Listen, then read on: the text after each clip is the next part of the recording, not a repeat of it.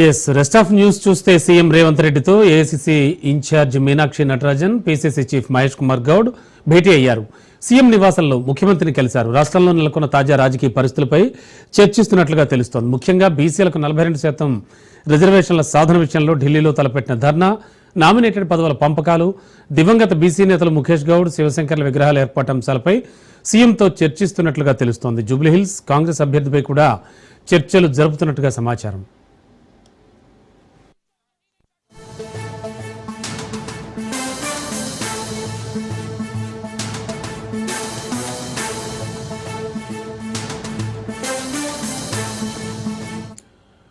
రాష్ట్ర ఇన్ఛార్జిగా మీనాక్షి నటరాజన్ బాధ్యతలు స్వీకరించాక వరుసగా పార్టీ నేతలతో భేటీలు అవుతున్నారు.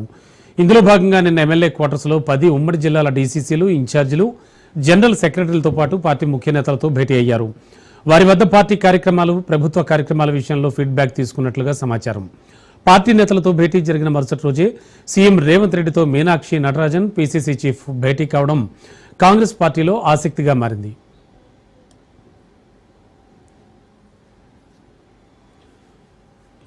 ఇదే అంశానికి సంబంధించి లేటెస్ట్ ఇన్ఫో అందించడానికి మా కరెస్పాండెంట్ రాజు గాంధీ భవన్ నుంచి లైవ్లో అందించడానికి సిద్ధంగా ఉన్నారు. రాజు, ఈ భేటీ ఎంతసేపటి నుంచి కొనసాగుతోంది, ఇంకా ఎంతసేపు కొనసాగే అవకాశం కనిపిస్తోంది? అక్కడున్న సిచ్యువేషన్స్ బట్టి చూస్తుంటే కనుక ఎటువంటి కీలకమైన అంశాలు చర్చిస్తూ ఉన్నారు? రైట్ రమణ, ప్రధానంగా సీఎం రేవంత్ రెడ్డితో మీనాక్షి నటరాజన్, పీసీసీ చీఫ్ మహేష్ కుమార్ గౌడ్ ఇరువురు భేటీ అయ్యారు. ఈ యొక్క సమావేశం అత్యంత కీలకంగా పార్టీ భావిస్తూ ఉంది. అయితే పార్టీలో నామినేటెడ్ పదవులతో పాటు కానీ, అటు ప్రభుత్వ నామినేటెడ్ పదవులతో పాటు కానీ రాష్ట్ర వ్యాప్తంగా ఉన్నటువంటి పలు రెండవ విడత కార్పొరేషన్ చైర్మన్ల పదవులు భర్తీకి సంబంధించి కావచ్చు, మిగతా అటు వివిధ బోర్డులకు సంబంధించినటువంటి సభ్యుల నామినేషన్కి సంబంధించినటువంటి అంశానికి సంబంధించి దాదాపు నెల రోజుల నుంచి కాంగ్రెస్ పార్టీ రాష్ట్ర నాయకత్వం కసరత్తు చేస్తూ ఉంది. ఆ ఎన్నికల వేళలో పార్టీకి కష్టపడి పనిచేసినటువంటి నేతలు, అదేవిధంగా ఇప్పటి వరకు ఎటువంటి పదవులకు నోచుకోని నేతలు ఎవరైతే ఉన్నారో వారికి పదవులు కట్టబెట్టేటటువంటి యోచనలో భాగంగానే ఆ 10 జిల్లాలకు ఇన్ఛార్జులను కాంగ్రెస్ పార్టీకి సంబంధించినటువంటి ముఖ్య నేతలను ఇన్ఛార్జులుగా నియమించింది. ఒక్కో పార్లమెంట్ నియోజకవర్గానికి ఒక ఉపాధ్యక్షుడు, 2 జనరల్ సెక్రటరీలను కూడా నియమించి వరుసగా మండల స్థాయి, జిల్లా స్థాయి సమావేశాలు నిర్వహించి నేతల అభిప్రాయాలు, సూచనలు తీసుకున్న అనంతరం నిన్న ఉదయం నుంచి సాయంత్రం వరకు హైదర్గూడ ఎమ్మెల్యే క్వార్టర్స్లో మీనాక్షి నటరాజన్, పీసీసీ చీఫ్ మహేష్ కుమార్ గౌడ్ ఇరువురు కూడా వివిధ ఉమ్మడి 10 జిల్లాలకు సంబంధించినటువంటి ముఖ్య నేతలతో భేటీ అయ్యారు. వారు క్షేత్రస్థాయిలో తీసుకున్నటువంటి నివేదికలను అధిష్టాన రాష్ట్ర నాయకత్వానికి సిఫార్సు చేసినటువంటి పరిస్థితి అయితే ఉంది. దీనిపైనే ప్రధానమైనటువంటి చర్చ సీఎం రేవంత్ రెడ్డితో చేయబోతా ఉన్నారు. మరోవైపు త్వరలో రానున్నటువంటి జూబ్లీహిల్స్ బై ఎలక్షన్కి సంబంధించి కాంగ్రెస్ పార్టీ అభ్యర్థి ఎవరు అనేటటువంటి ఊహాగానాలు అనేక మంది నేతలు కూడా ఈ యొక్క జూబ్లీహిల్స్ టికెట్ ఆశిస్తున్న నేపథ్యంలో ఏ సామాజిక సమీకరణలతో పాటుగానే అక్కడ ఉన్నటువంటి స్థానికంగా ఉన్నటువంటి పరిస్థితులు ఏ విధంగా ఉన్నాయి, ఎవరికి బలాబలాలు మొగ్గు చూపుతున్నాయి, ఎక్కువగా ఆ యొక్క జూబ్లీహిల్స్ నియోజకవర్గ ప్రజల్లో ఎవరిని కోరుకుంటున్నారు అనేటటువంటి అంశానికి సంబంధించి కాంగ్రెస్ పార్టీ ఇప్పటికే పలు సర్వేలు నిర్వహించింది. ఆ సర్వేల ఫలితాలతో పాటుగానే ఇవాళ కొంత ఈ జూబ్లీహిల్స్ అభ్యర్థి ఎవరు అనేటటువంటి అంశం చర్చకు వచ్చేటటువంటి అవకాశం అయితే స్పష్టమవుతా ఉంది. ఇవాళ ఉదయం పీసీసీ చీఫ్ మహేష్ కుమార్ గౌడ్ని మైనార్టీ సామాజిక వర్గానికి చెందినటువంటి నేతలు జూబ్లీహిల్స్ టికెట్ మైనార్టీ సామాజిక వర్గానికి కేటాయించాలనేటటువంటిది ప్రతిపాదనను కూడా పీసీసీ చీఫ్ మహేష్ కుమార్ గౌడ్కు విన్నవించుకున్నటువంటి పరిస్థితి అయితే ఉంది. ప్రధానంగా ఇప్పటి వరకు క్యాబినెట్లో 15 మంది మంత్రులు ఉండగా ఓవరాల్గా ఇప్పటి వరకు మంత్రివర్గంలో మైనార్టీ సామాజిక వర్గానికి చెందినటువంటి మంత్రి లేరు. ఆ సామాజిక వర్గానికి మంత్రివర్గంలో ప్రాతినిధ్యం దక్కలేదు. ఈ నేపథ్యంలో అయితే జూబ్లీహిల్స్ నుంచి మైనార్టీ సామాజిక వర్గానికి అవకాశం కల్పించి గెలిపించుకొని, ఉప ఎన్నికల్లో గెలిపించుకొని మంత్రివర్గంలో స్థానం ఇవ్వాలనేటటువంటి ప్రతిపాదనను కూడా మైనార్టీ సామాజిక వర్గానికి చెందినటువంటి నేతలు పీసీసీ దృష్టికి తీసుకువెళ్ళినట్టు తెలుస్తూ ఉంది. పీసీసీ చీఫ్ సైతం సానుకూలంగా స్పందిస్తూ అధిష్టానం దృష్టికి తీసుకువెళ్తాననేది కూడా వారికి చెప్పినట్టు తెలుస్తూ ఉంది. మరోవైపు ఈ యొక్క కీలక సమావేశంలో అటు బీసీ రిజర్వేషన్ అంశానికి సంబంధించి ఈ నెల 5, 6, 7 తేదీల్లో తెలంగాణ రాష్ట్ర ప్రభుత్వంలో ఉన్నటువంటి కీలకమైనటువంటి మంత్రులు, కాంగ్రెస్ పార్టీకి చెందినటువంటి ఎమ్మెల్యేలు, ఎమ్మెల్సీలు, ఎంపీలు కూడా ఢిల్లీలో పార్లమెంటు నడుస్తున్న నేపథ్యంలో పార్లమెంటు ముందు అదేవిధంగా జంతర్ మంతర్లో పెద్ద ఎత్తున నిరసనలు చేపట్టాలి. ఒకవైపు పార్లమెంట్లో వాయిదా తీర్మానాలు ఇవ్వాలి కాంగ్రెస్ పార్టీ ఎంపీలు అనేది కూడా ఒకవైపు మద్దతు కూడగట్టేటటువంటి ప్రయత్నం ఇటీవల సీఎం రేవంత్ రెడ్డి ఢిల్లీ వెళ్ళినప్పుడు చేశారు. అయితే ఈ నెల ఇటీవల జరిగినటువంటి కేబినెట్ సమావేశంలో ఈ నెల 5, 6, 7 తేదీల్లో ఢిల్లీ వెళ్లాలనేటటువంటి నిర్ణయానికి కేబినెట్ వచ్చింది. అయితే ఈ నేపథ్యంలో పూర్తి స్థాయిలో కూడా ఈ యొక్క అంశానికి సంబంధించి మరోవైపు ఇదే తేదీల్లో ఈ నెల 31వ తేదీ నుంచి 6వ తేదీ వరకు కూడా వరుసగా కాంగ్రెస్ పార్టీ పాదయాత్రలు చేపడతా ఉంది. ఉమ్మడి 6 జిల్లాలు అంటే ఇటు రంగారెడ్డి, కరీంనగర్, ఆదిలాబాద్, నిజామాబాద్, వరంగల్ జిల్లాలు కవర్ అయ్యే విధంగా వీటితో పాటుగానే మెదక్ జిల్లా కవర్ అయ్యే విధంగా కూడా పాదయాత్ర షెడ్యూల్ ఖరారు చేసిన నేపథ్యంలో కూడా ఈ యొక్క పాదయాత్రలు ఉన్న నేపథ్యంలో అటు ఆ ఢిల్లీకి పయనమయ్యేటటువంటి అంశానికి సంబంధించి కొంత వాయిదా వేయాలా అనేటటువంటి ఆలోచన చేస్తున్నట్లు పార్టీ మనకు సమాచారం అంతా ఉంది. అయితే దీనిపైన కూడా సీఎం రేవంత్ రెడ్డితో చర్చ జరిగేటటువంటి అవకాశం అయితే కనిపిస్తూ ఉంది. ఓవరాల్గా ఈ యొక్క కీలక సమావేశంలో అంటే ఇటీవల జరిగినటువంటి ఖర్గే ముఖ్య అతిథిగా పిఏసీ సమావేశంలో పాల్గొన్నారు. రాష్ట్రంలో ఇప్పటికే పెండింగ్లో ఉన్నటువంటి నామినేటెడ్ పదవులకు సంబంధించి భర్తీ చేయాలి అనేది కూడా సీఎం రేవంత్ రెడ్డి రాష్ట్ర నాయకత్వానికి సూచించారు. వాటికి సంబంధించినటువంటి నివేదిక సీఎంకు అందజేయండి, నేను త్వరితగతిన వాటిని ఆమోదిస్తాను అనేటటువంటి కోణంలో కూడా సీఎం రేవంత్ రెడ్డి పిఏసీ సమావేశంలో చెప్పిన నేపథ్యంలో త్వరితగతిన ఈ కసరత్తు క్షేత్రస్థాయి నుంచి డాటా తెప్పించుకొని రాష్ట్ర నాయకత్వం ఇవాళ సీఎం రేవంత్ రెడ్డితో భేటీ అయింది. అయితే ఈ యొక్క రాష్ట్ర స్థాయి పదవులు కావచ్చు, జిల్లా స్థాయిలో ఉన్నటువంటి నామినేటెడ్ పదవులు, వివిధ బోర్డ్ ఆఫ్ డైరెక్టర్ పోస్టులు కావచ్చు, వీటికి సంబంధించి కూడా ఇవాళ చర్చ జరగబోతా ఉంది. అయితే ప్రతి పార్లమెంట్ నియోజకవర్గం నుంచి 2 లేదా 3 పేర్లను ఇప్పటికే రాష్ట్ర నాయకత్వానికి ఆయా జిల్లాలకు చెందినటువంటి ముఖ్య నేతలు సిఫార్సు చేశారు. అదే నివేదికను సీఎం రేవంత్ రెడ్డికి అందజేసినట్లు మనకు సమాచారం అంతా ఉంది. Ramana. Okay, thank you Raju.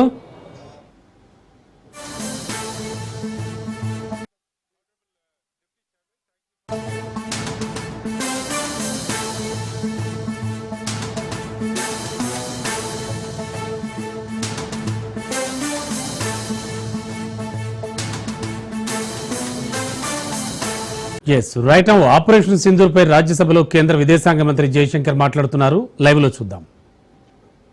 Agreement that will serve our national interest. So there should be no doubt that this government is fully committed to our national interest. We have the ability to stand up to wherever we have to, on whichever issue we have to. So what is important today for the House to recognize is Operation Sindoor today is a well-considered, thought-through response. It was a response to this barbaric attack in Pahalgam, but today it has become the basis for a new policy. That basis, what I called the new normal, the Modi normal, is something which has been communicated very clearly to Pakistan and to the world.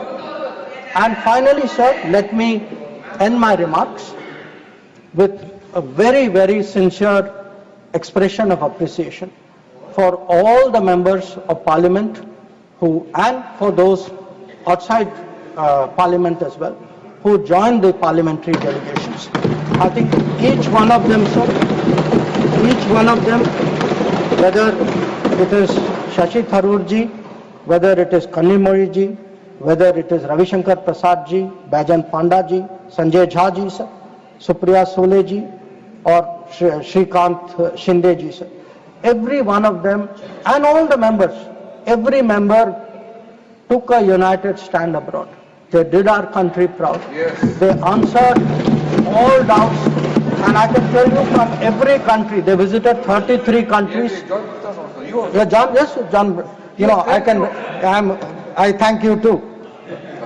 So,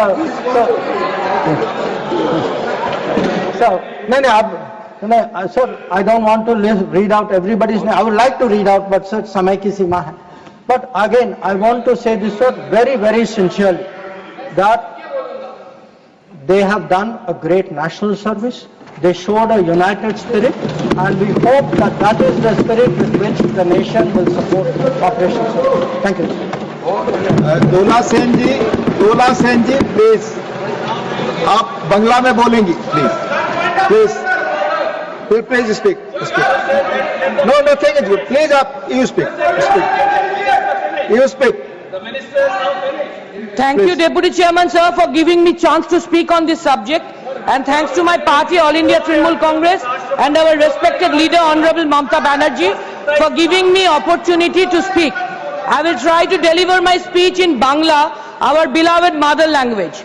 Khubi durbhagyer bishoy, sir.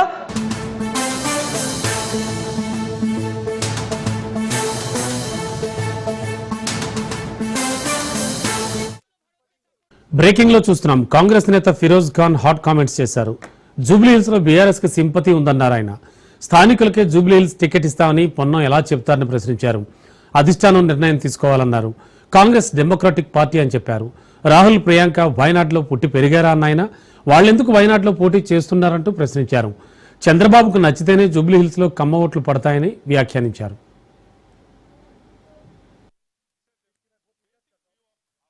वहां पे BRS का candidate मर गया, sympathy है, और यहाँ पे party का इलेक्शन है, ये कोई इंडिविजुअल यहाँ पे नहीं है। वहां पे बीजेपी पूरी पार्टी लड़ेगी, स्टेट यूनिट पूरी बीआरएस स्टेट यूनिट लड़ेगी। और रही बात ये जुबली हिल्स है, और यहाँ पे इक्वेशन क्या है, चंद्रबाबू की लाइकिंग में रहना और असदुद्दीन की नफरत में रहना। आप चंद्रबाबू की लाइकिंग में तो चंद्रबाबू नायडू साफ करना रहना, तो कम्मा वम्मा के ऑटो में सेट कर सकते। और पूनम जी हमारे मिनिस्टर जी, इसकी मैं बहुत इज्जत करता हूँ, हाईकमांड नहीं है ना, ये कांग्रेस पार्टी है। यहाँ पे पहले शॉर्टलिस्ट होते नाम, उसके बाद में दिल्ली को भी जाते, फिर वहां पे सिलेक्शन होता, सर्वे होता, एक लंबा प्रोसेस है वो, ये प्रोसेस के तहत होता है ये। और आप बोल दे रहे हैं कि जुबली हिल्स में जो है उनको बात कहां पे प्रॉब्लम होती, जब आप बोलते कि जुबली हिल्स में पैदा हुआ तो उनको टिकट देंगे। अरे भाई, हमारे मिनिस्टर साहब जो बात बोले समझ में नहीं आया। मैं 1000 मिसाल देता हूं आपके चैनल के सामने। वायनाड में राहुल गांधी का घर था या प्रियंका गांधी का घर था, तो पूनम जी हमारे हाईकमांड नहीं है। वहां पे बीआरएस का कैंडिडेट। ఇక పసిఫిక్ మహాసముద్రంలో సునామీ బీభత్సం సృష్టిస్తోంది. రష్యాలో భారీ భూకంపంతో విరుచుకుపడ్డ సునామీ 4 మీటర్ల వరకు రాకాసి అలలు ఎగిసిపడేలా చేస్తోంది. 30 దేశాలపై రష్యా సునామీ ఎఫెక్ట్ చూపిస్తోంది. అమెరికా తీరాలను సునామీ తాకుతోంది. Alaska, Hawaii, Washington, Oregon, North California తీరాలను సునామీ తాకింది. మధ్యాహ్నం 1:10 శాన్ ఫ్రాన్సిస్కోను సునామీ తాకనుంది. మధ్యాహ్నం 1:30 సౌత్ కాలిఫోర్నియాను తాకుతుంది.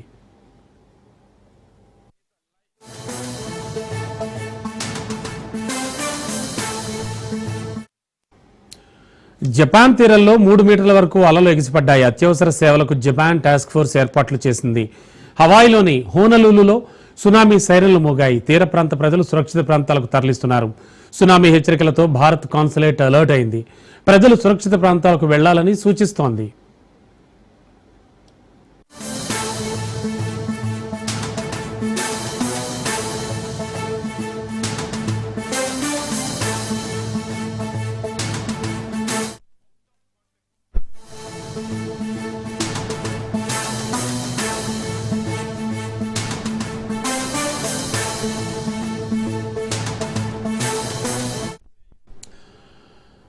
బ్రేకింగ్ లో చూస్తున్నాం. పసిఫిక్ మహాసముద్రంలో సునామీ బీభత్సం సృష్టిస్తోంది. రష్యాలో భారీ భూకంపంతో విరుచుకుపడ్డ సునామీ 4 మీటర్ల వరకు రాకాసి అలలుగా ఎగిసిపడుతోంది. 30 దేశాలపై రష్యా సునామీ ఎఫెక్ట్ చూపిస్తోంది. ఇక ఇదే అంశానికి సంబంధించి మరింత అదనపు సమాచారం అందించడానికి, విశ్లేషణ అందించడానికి మా హైదరాబాద్ బ్యూరో చీఫ్ రాజిరెడ్డి సిద్ధంగా ఉన్నారు. రాజిరెడ్డి, యాక్చువల్లీ 30 దేశాలపై కూడా ఈ సునామీ ఎఫెక్ట్ పడుతోంది అంటున్నారు. అసలు ఏం జరుగుతోంది? అండ్ అలర్ట్స్ కి సంబంధించి వాళ్ళు చెప్పిన అలర్ట్స్ జరుగుతూ వస్తున్నాయా? రమణబాబు, 2011 తర్వాత ఇంత పెద్ద ఎత్తున రాలేదు. ఏకంగా 8.7 రిక్టర్ స్కేల్ పైన భూకంప రేటు నమోదైంది. ఈ యొక్క నేపథ్యంలో పెద్ద ఎత్తున ఇదంతా కూడా భూకంపము రావడం వల్ల సునామీ కూడా వస్తుంది. ఈ యొక్క నేపథ్యంలో పెద్ద ఎత్తున రాకాసి అలలు కూడా ఎగిసిపడుతున్నాయి. ఓవైపు రష్యా, మరోవైపు జపాను, అదేవిధంగా అమెరికా, వీటితో పాటు 30 దేశాలకు కూడా ఈ యొక్క సునామీ హెచ్చరికలు ఉన్నాయి. 30 దేశాలకు కూడా ఎఫెక్ట్ అవుతుంది. ఎందుకంటే ఎప్పుడు కూడా ఇంత పెద్ద ఎత్తున భూకంపము నమోదు కాలేదు కాబట్టి, భూకంపము 8.7 రెక్టర్ స్కేల్ పైన నమోదైంది కాబట్టి ఈ రకంగా సునామీ వస్తుంది. ఇప్పటికే సునామీ వల్ల సముద్రంలో ఉన్నటువంటి తిమింగలాలు కూడా రోడ్డు పైకి వచ్చేటువంటి పరిస్థితి నెలకొంది. తిమింగలాలు రోడ్డు పైకి వస్తున్నాయి, బోట్లు కూడా రోడ్డు మీదకి కొట్టుకొస్తున్నాయి. అదేవిధంగా పెద్ద పెద్ద భవనాలు కూలుతున్నాయి. దాదాపు 9 లక్షల మందిని సురక్షిత ప్రాంతాలకు వెళ్ళండి అని ఒకవైపు జపాను, మరోవైపు రష్యా ప్రభుత్వాలు కూడా అలర్ట్ చేస్తున్నాయి. దాదాపు 9 లక్షల మంది అంటే ఎంత ఈ యొక్క సునామీ ఎఫెక్ట్ ఉందో మనం అర్థం చేసుకోవచ్చు. సునామీ అలలు కూడా 3 మీటర్లు 4 మీటర్ల పైన ఎగిసిపడుతున్నాయి, రోడ్ల మీదకి వస్తున్నాయి. పెద్ద ఎత్తున లోతట్టు ప్రాంతాల్లో ఉన్నటువంటి ప్రజలు అప్రమత్తం అవుతున్నారు, రోడ్లపైకి పరుగులు తీస్తున్నారు, దాంతో ట్రాఫిక్ జామ్ అవుతుంది. అదేవిధంగా ఈ యొక్క భూకంపంకి పెద్ద పెద్ద కార్లు, ఆ రోడ్డు మీద ఉన్నటువంటి కార్లు కూడా కదిలినటువంటి పరిస్థితి, అదేవిధంగా బిల్డింగ్స్ కూలినటువంటి పరిస్థితి. ఏకంగా ఒక హాస్పిటల్లో డాక్టర్ వైద్యం చేస్తున్న నేపథ్యంలో, ఆపరేషన్ చేస్తున్నటువంటి నేపథ్యంలో కూడా ఈ భూకంపం వచ్చిన నేపథ్యంలో డాక్టర్లు కూడా అప్రమత్తమై ఎలాంటి భయాందోళనలు చెందకుండా ఆపరేషన్ చేసినటువంటి పరిస్థితి. అయితే ఈ యొక్క భూకంపం వల్ల దాదాపు సునామీ ఏర్పడడం వల్ల పసిఫిక్ మహాసముద్రం అల్లకల్లోలం అవడం వల్ల 30 దేశాలకు ఎఫెక్ట్ పడుతుంది. 30 దేశాల్లో చైనాకు ఎఫెక్ట్ పడుతుంది, రష్యాకు ఎఫెక్ట్ పడుతుంది, జపాన్కి ఎఫెక్ట్ పడుతుంది, అమెరికాకు ఎఫెక్ట్ పడుతుంది. అమెరికాలో ఉన్నటువంటి కొన్ని రాష్ట్రాలకు ఏకంగా ఇప్పటికే ఈ యొక్క సునామీ అలలు వచ్చాయి. అమెరికాలో చూసుకున్నట్టయితే అలస్కా, హవాయి, వాషింగ్టన్, ఒరగాన్, నార్త్ కాలిఫోర్నియాలో దాదాపు ఈ యొక్క సునామీ అలలు వస్తున్నాయి, వచ్చే అవకాశాలు ఉన్నాయని చెప్తున్నారు. అంతేకాకుండా పెద్ద ఎత్తున సముద్రంలో ఉన్నటువంటి తిమింగలాలు టన్నుల బరువు ఉంటాయి తిమింగలాలు. తిమింగలాలు కూడా రోడ్డుపైకి కొట్టుకొచ్చేటువంటి అలలు సునామీ వచ్చింది. మొత్తానికి చూసుకున్నట్టయితే గతంలో ఎన్నడూ లేని విధంగా భూకంపం నమోదవడము, భూకంపము 8.7గా రెక్టర్ స్కేల్ పైన నమోదవడము, పెద్ద ఎత్తున పెద్ద బిల్డింగ్స్ కూలిపోవడము, జనాలు భయభ్రాంతులతో పరుగులు తీయడము, చాలా మంది సురక్షిత ప్రాంతాలకు వెళ్ళండి అనేది కూడా ఇప్పటికే అప్రమత్తం చేయడము. ఓవైపు అమెరికా కూడా హెచ్చరికలు జారీ చేసింది, పెద్ద ఎత్తున సునామీ ఉంటుంది, సునామీ వస్తుంది, ఎక్కడికక్కడ అలర్ట్గా ఉండండి అని కూడా అమెరికా హెచ్చరించింది. అదేవిధంగా ఇప్పుడు జపాను, రష్యాలో కూడా ఎక్కడికక్కడ సురక్షిత ప్రాంతాలకు వెళ్ళాలి అనేది కూడా అక్కడ అత్యవసరమైనటువంటి సమావేశాలు ప్రభుత్వాలు ఏర్పాటు చేసుకుంటున్నాయి. అదేవిధంగా భారత్ కాన్సులేట్ కూడా సురక్షితంగా ఉండాలి, భారత్ ప్రజలు ఎవరికి కూడా బయటకు రాకూడదు, సురక్షిత ప్రాంతాలకు తరలిపోండి అనేది కూడా హెచ్చరికలు జారీ చేస్తుంది. ఎక్కడికక్కడ అప్రమత్తంగా ఉండాలని కూడా ప్రజలను అలర్ట్ చేస్తుంది. ఈ యొక్క నేపథ్యంలో పెద్ద ఎత్తున ఈ యొక్క రష్యాలో భూకంపం నమోదవడము, ఈ భూకంపం వల్ల పూర్తిగా భూమిలో ఉన్నటువంటి పొరలు కదలడము, అందులో భాగంగా పసిఫిక్ మహాసముద్రంలో ఉన్నటువంటి అలలు పెద్ద ఉవ్వెత్తున ఎగడము, రాకాసి అలలు 3 మీటర్లు 4 మీటర్ల పైకి రావడము, ఇదంతా కూడా కారణమని చెప్పుకోవచ్చు. ఇదంతా కూడా భూకంప తీవ్రత పెరగడం వల్లే ఇదంతా కూడా నష్టం జరుగుతుంది. ఇదంతా కూడా పెద్ద ఎత్తున సునామీ వస్తుందని చెప్పుకోవచ్చు. Ramanababu. Okay, thank you Rajireddy.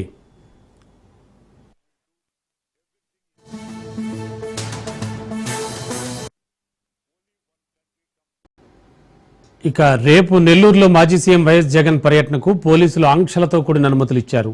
Helipad వద్ద 10 మందికి మాత్రమే అనుమతులు ఇచ్చారు. వాహనాల డ్రైవర్ల ఆధార్ కార్డులు తమకు అందించాలని కోరారు. మాజీ ఎమ్మెల్యే నల్లపురెడ్డి ప్రసన్నకుమార్ రెడ్డి ఇంటి వద్దకు జగన్తో పాటు 10 మందికి మాత్రమే అనుమతిచ్చారు.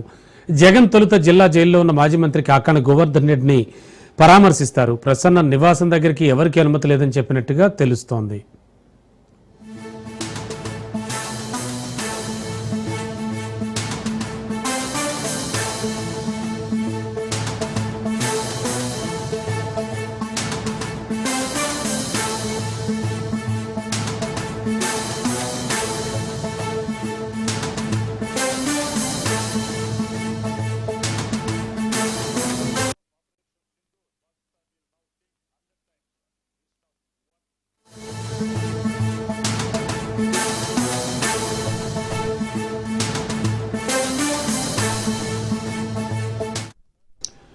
బ్రేకింగ్ చూస్తున్నాం. ప్రకాశం జిల్లా టంగుటూరు టోల్ గేట్ వద్ద భారీగా నగదు పట్టుబడింది.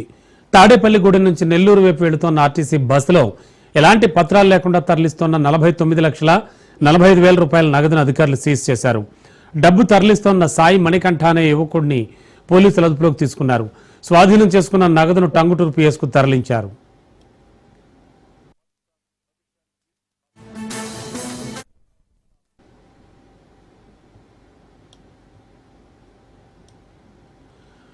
ప్రకాశం జిల్లా టంగుటూరు టోల్ గేట్ వద్ద భారీగా నగదు పట్టుబడ్డ అంశానికి సంబంధించి బ్రేకింగ్ న్యూస్ చూస్తూ ఉన్నాం ఆన్ స్క్రీన్.